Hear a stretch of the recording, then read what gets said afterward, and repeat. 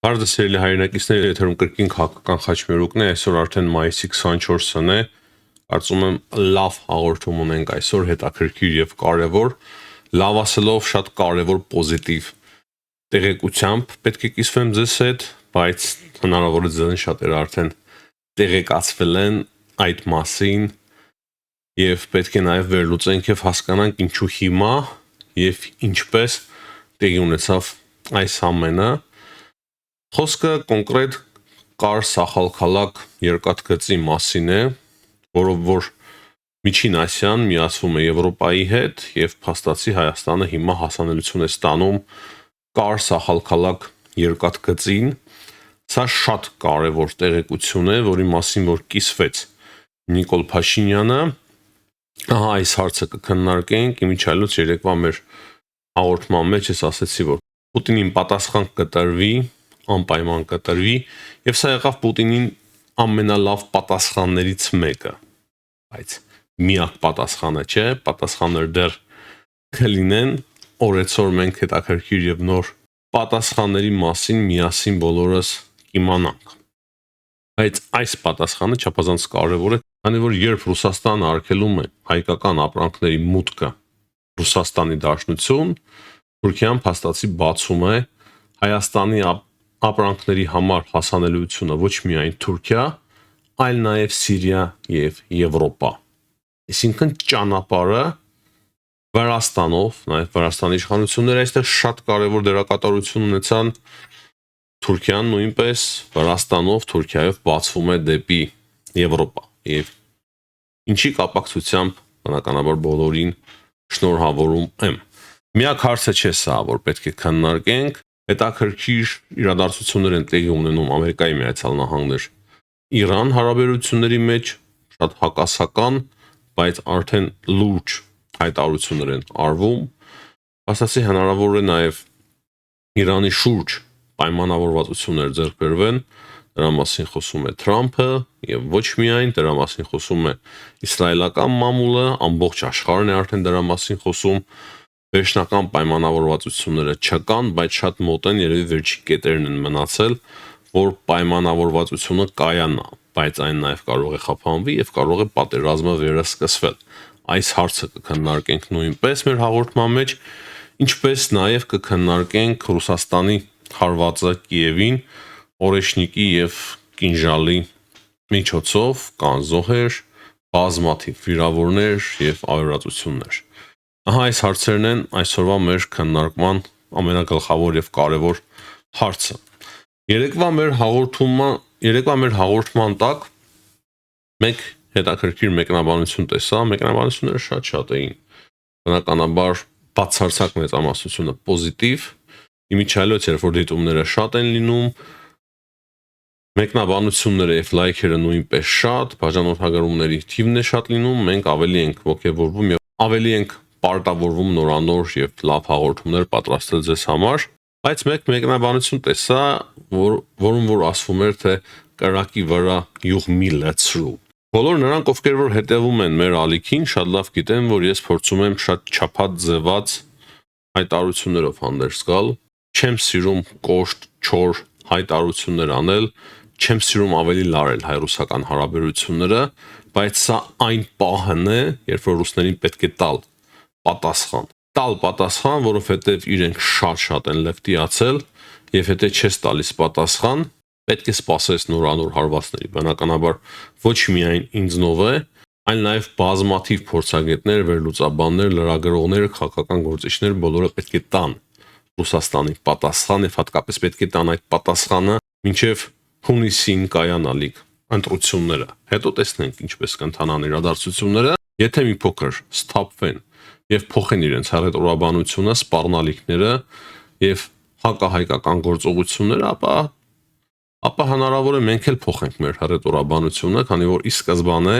ես կրկնեմ կոշտ հայտարարություններով հանդես չէի գալիս, բայց հիմա իրենք արժանի են նրան ինչ ստանում են։ Կրկին կոչ եմ անում սիրելի հայրենակիցներ անպայման լայքել եւ բաժանորդագրվել մեր ալիքին։ Ուրեմն, հիմնական թեման մեր, ինչպես արդեն նշեցի, Կար Սախալքալակ երկաթգծի երկաթգծին Հայաստանի միանալն է։ Նիկոլ Փաշինյանը այսօր կիսվեց եւ ասաց, որ ուրախ եմ հայտնել, որ Կարս Ախալքալակ երկաթգիծը Ադրբեջանի երկաթուղու նման այլևս բաց է Հայաստանի ապրանքների համար, արտահանման համար, ներմուծման համար եւ սա մեծ իրադարձություն է մեր երկրի տնտեսության կյանքում։ Նաեւ Փաշինյանը շնորհակալություն է հայտնել Թուրքիայի եւ Վրաստանի գործընկերներին։ Նրանց բացի Թուրքիայի բանագնացը Սերդար Քլիչը նույնպես կիսվել է Փաշինյանի այդ հայտարարությամբ եւ ինքն էլ պոզիտիվ արձագանքներ է թողել։ Իմաստը այն է, որ կարգավորվում են հարաբերությունները Հայաստանի եւ Թուրքիայի միջև եւ դա ավելի շատ կայունություն կբերի Հայաստանին, Թուրքիային եւ ամբողջ տարածաշրջանին։ Փաստացի սիրելի հայրենակիցներ, տեղի ունենում այն, որ Ախալքալակ Կարս երկաթուղուն Հայաստանի միանալը Հայաստանի համար բացվում է միանգամից ինչպես Միջին Ասիայի երկրները, այդպես էլ Եվրոպայի, եւ այստեղ ամենակարևոր բնականաբար մեզ համար Եվրոպան է։ Փաշինյանը խոսում է նաեւ սիրիական ուղղության մասին, Մերձավոր Արևելքի մասին փաստացի, բայց ամենակարևորը բնականաբար մեզ համար Եվրոպան է եւ այդ ճանապարհը բացվում է այն ժամանակ, երբ որ Ռուսաստանը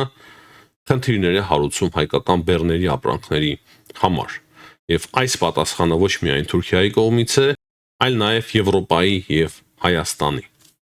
Եվ այստեղ նաեւ ուրախացնող փաստը այն է,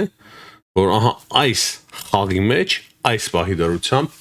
Թուրքիան Ռուսաստանի գործիքը չէ ընդդեմ հայերի, գիտենք։ Շատ են եղել թուրքերը Ռուսաստանի գործիքը ընդդեմ հայերի կամ ռուսները Թուրքիայի գործիքը նույնպես կամ միանգամից 3 պետություններով են մեր դեմ գործել, սակայն այս ամենը այս պահի դրությամբ տեղի ունեցող է ցույց է տալիս հստակ, երբ որ Ռուսաստանը արգելում է հայկական բեռների մուտքը Ռուսաստանի դաշնություն, Թուրքիան փաստացի բացում է երկաթգիծը Հայաստանի համար։ Եվ սա նաև տեղի ունենում Ուրսուլա ֆոն դեր Լայենի եւ Էրդողանի մի քանի օր առաջ տեղի ունեցած հեռախոսազրույցից հետո։ Եվ կարելի է նաև փաստել այն, որ սա է Եվրոպայի պատասխանը Ռուսաստանի գործողություններին։ Եվ պատահական չէ, որ նաև Փաշինյանը անդրադարձել է TRIP ծրագրին եւ Փաշինյանի խոսքերով մենք շուտով նաև ականատես կլինենք TRIP-ի իրագործմանը։ Պատկերացնում եք, չէ՞ ինչ կարևոր հետաքրքիր կապեր են ստեղծվում տարածաշրջանում։ Ուրեմն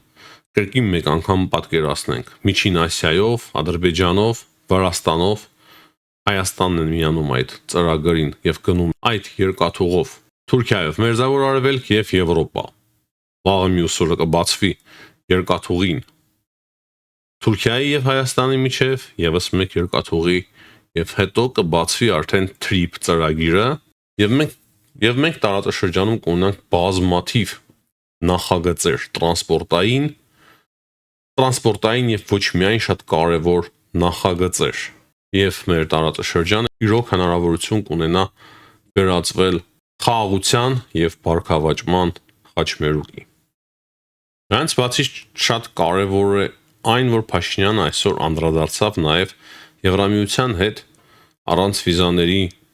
հաստատի հարաբերությունների ձևավորման, վիզաների լիբերալիզացիայի հարցին։ Եվ ըստ Փաշինյանի դա 2 տարուց ավել չպետք է տևի, այսինքն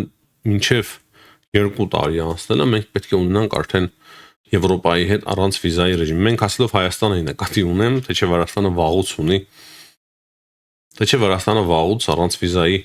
մուտք ու ելք ունի դեպի Եվրոպա։ Եվ դրա համար սիրելի հայրենակիցներ պետք է բոլորը հիմա իրազեկված լինեն, թե ինչ հնարավորություններ է բացվում Հայաստանի համար։ Այն սպառնալիքները, հիբրիդային հարձակումները, որ հիմա Ռուսաստանը իրականացնում է Հայաստանի նկատմամբ, դա նրա համար է, որ հայերը վախենան եւ ընտրությունների ժամանակ եւ ընտրությունների օրը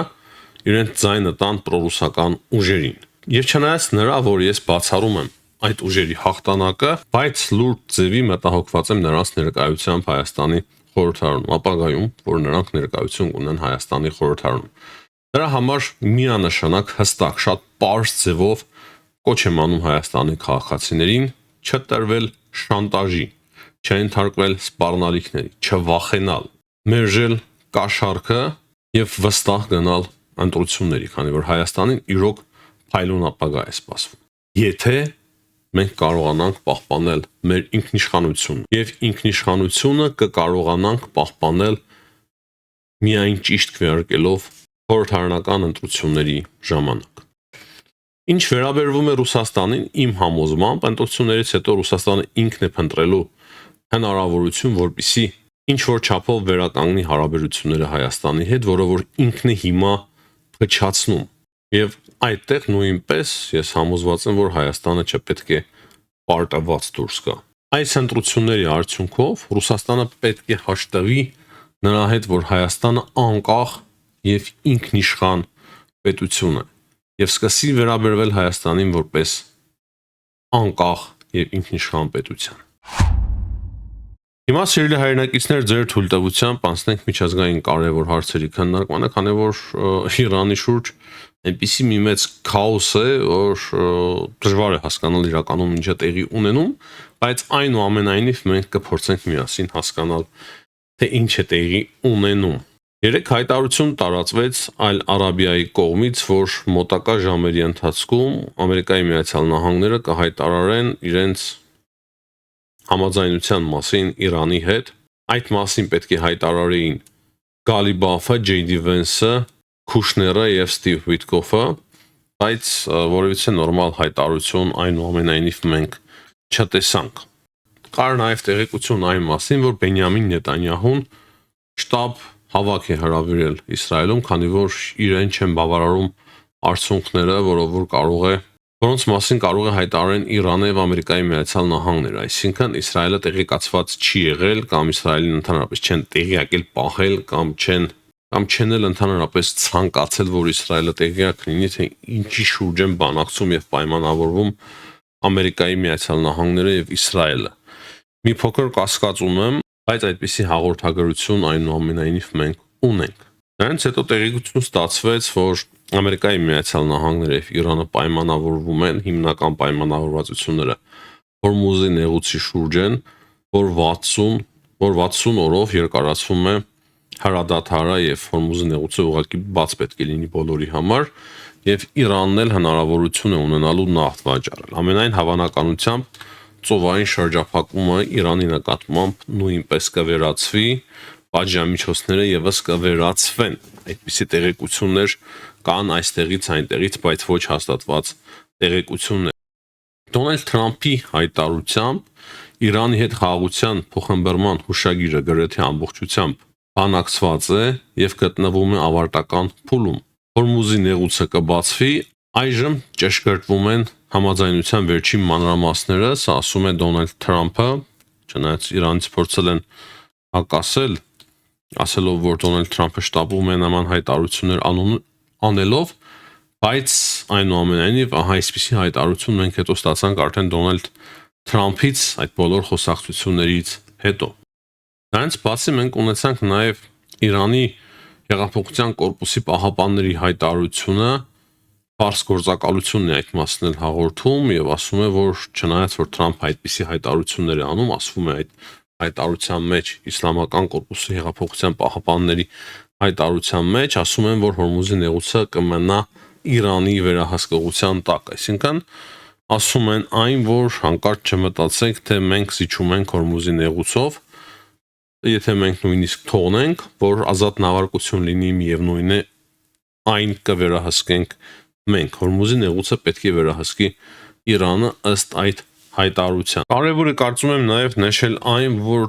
Դոնալդ Թրամփը մի մեծ ցուցակ է հրապարակել, ովքեր որ մասնակցել են բանակցություններին Իրանի հետ եւ ոչ միայն Պարսիցի երկրներն են, այլ նաև Եգիպտոսը, Թուրքիան եւ էլի մի շարք երկրներ մասնակցել են այդ բանակցություններին, բայց այդ հաղորդագրության մեջ էլ Թրամփը նշում է, որ հետո առանձին ինքը հերախոսազրույց է ունեցել Իսրայելի վարչապետ Բենյամին Նետանյահուի հետ, չնայած որ Թրամփը նշում է, որ լավ է անցել այդ հերախոսազրույցը, բայց ինչպես արդեն ես նշեցի, կան տարբեր տվյալներ, որ շատ վատ է ընդունել այդ լուրը Բենյամին Նետանյահուն, չնայած ես կասկածում եմ, որ Իսրայելը տեղեկացված չլիներ, կրկնեմ, թե ինչ է տեղի ունենում։ Հնարավոր է ինչ որ չափով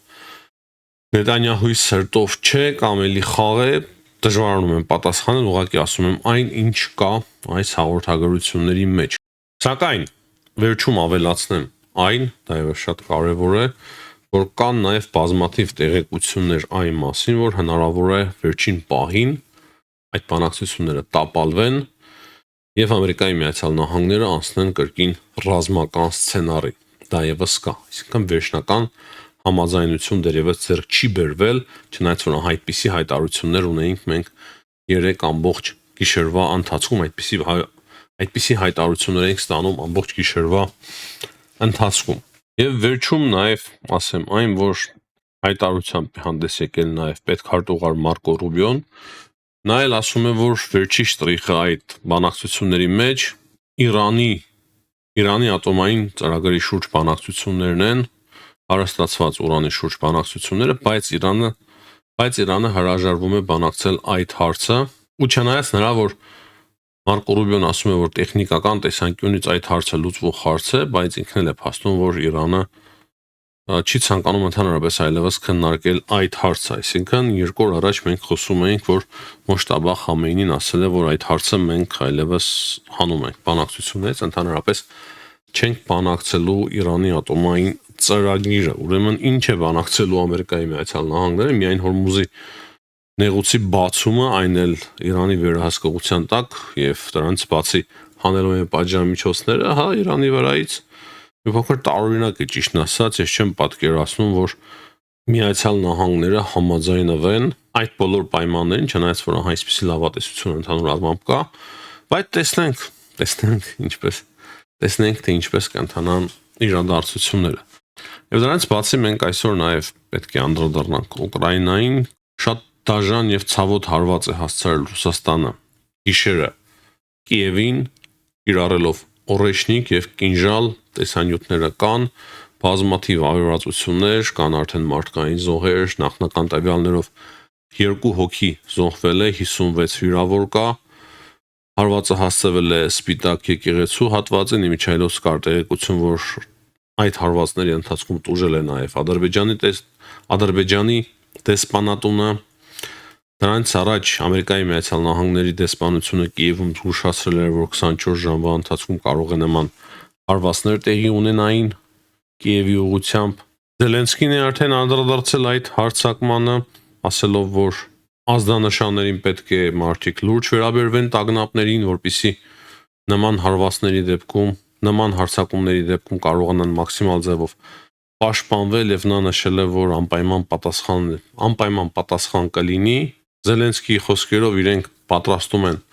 հակաօդային պաշտպանությունը որքան հնարավոր է, բայց դժվար է այդ օրեշնիկներին հակազդել։ Եվ դրանից բացի իրենք նաև հասկացրել է, որ հարվածներ են պատրաստում Ռուսաստանի ուղղությամբ պատասխան հարվածներ եւ ըստ Զելենսկի դա կլինեն արդարացի պատասխաններ, հարվածներ։ Կարծում եմ կարևոր է նաև նշել այն մասին, որ այդ հարվածները իրականացվել են 40 տարբեր լոկացիաների ուղղությամբ ամբողջ Կիևով։ Հիմնականում այսքան է, սիրելի հայրենակիցներ, հաջողություն եմ մաղթում բոլորին, ցտեսություն, կհանդիպենք։